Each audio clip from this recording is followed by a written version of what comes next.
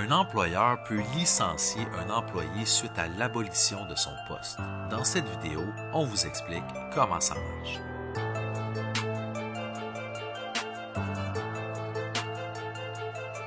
Il existe deux raisons qui peuvent justifier une abolition de poste.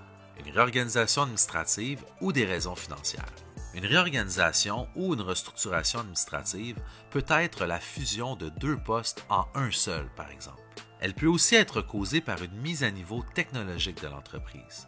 Par contre, une diminution minime de la charge de travail n'est pas suffisante pour justifier une abolition de poste pour réorganisation ou restructuration.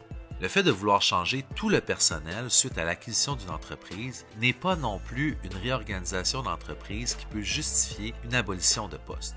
Quant aux raisons financières qui peuvent justifier une abolition de poste, il peut s'agir de difficultés financières ou même d'une question de rentabilité. Ainsi, un employeur peut abolir un poste qui est non rentable. La perte d'un contrat peut également justifier l'abolition d'un poste. Enfin, les difficultés financières doivent être réelles et sévères. Que l'abolition de poste soit causée par une réorganisation ou par des motifs économiques, elle doit être justifiée par l'employeur.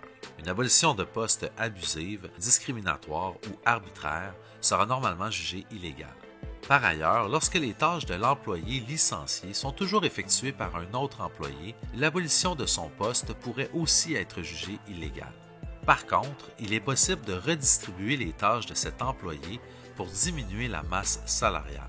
Dans le cas d'une réorganisation administrative, l'employeur doit offrir la possibilité à un employé de suivre une formation qui lui permettra de pouvoir accomplir les tâches du nouveau poste qu'il a créé pour remplacer son poste, à moins que cette formation nécessite de longues études universitaires par exemple. Finalement, dans le cas d'un licenciement pour des raisons financières, un employeur pourra choisir de licencier l'employé qui lui procurera le plus d'économies, sans nécessairement tenir compte de l'ancienneté. En conclusion, chaque cas d'abolition de poste doit être justifié et il faut être prudent de ne pas utiliser ce mécanisme comme subterfuge pour se débarrasser d'un employé indésirable.